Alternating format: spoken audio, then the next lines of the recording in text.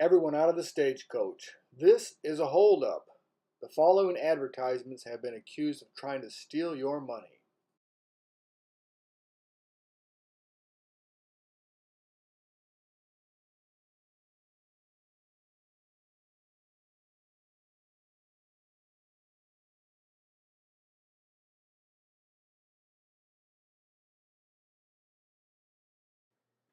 Welcome again to Online Philosophy. This week we're going to talk about the Sophist, not the Sophos, the Sophist.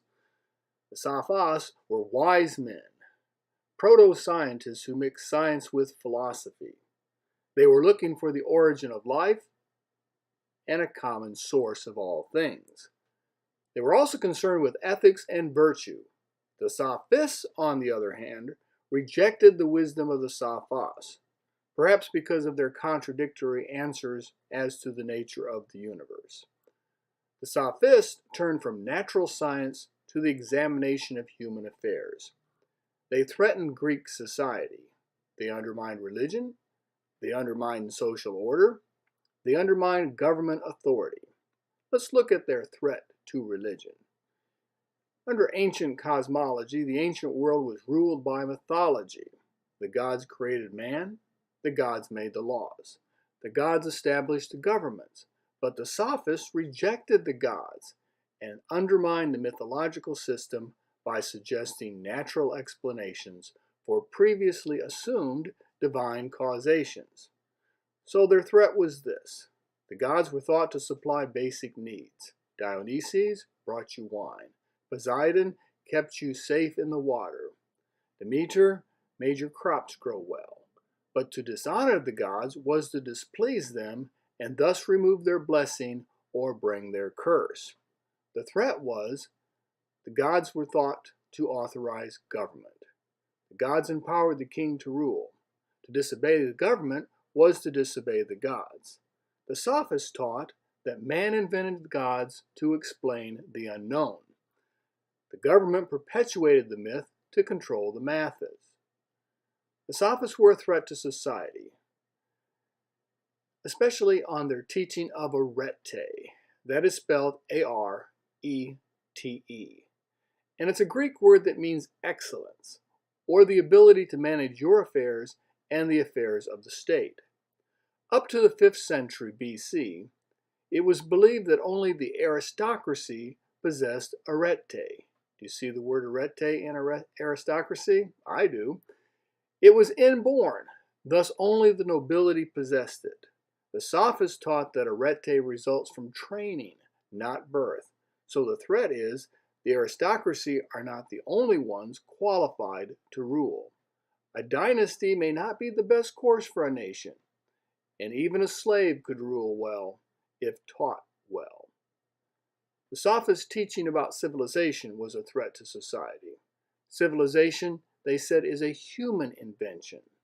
Man is a product of nature. Laws do not come from the gods because natural explanations disprove the gods. So the laws come from two sources. Nature, that is gravity, is an example, and man must obey these or suffer the consequences. Human invention is another source of law. For instance, traffic laws. In America, you must drive on the right side of the road, and in England, you must drive on the wrong side of the road. But these laws are changeable, so who is to say they are correct? Thus, man does not have to obey human laws, and only does so when he's tricked into it or someone's watching. The teaching about skepticism was a threat to society. Skepticism is a doubting state of mind, and there are three forms. There is phenomenalism, that is spelled P-H-E-N-O-M-E-N-A-L-I-S-M. We can only know what is in our own mind. Empiricism, E-M-P-I-R-I-C-I-S-M.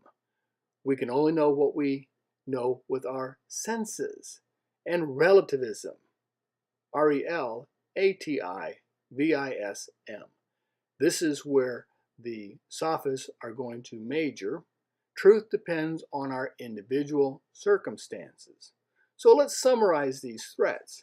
If rulers must have arete, but arete is learned, not inborn, the aristocracy has no legitimate claim to rule.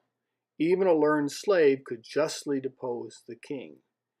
If the laws of civilization are of human invention, men are not morally bound to obey them. They can establish their own personal standard and change them at will. But how will society keep order? If men are encouraged to be skeptics, doubting everything, who is the authority who orders society? If the Sophists have their way, people will pay taxes only if they wish to voluntarily contribute to governmental projects. Why pay for roads in the empire that you never travel?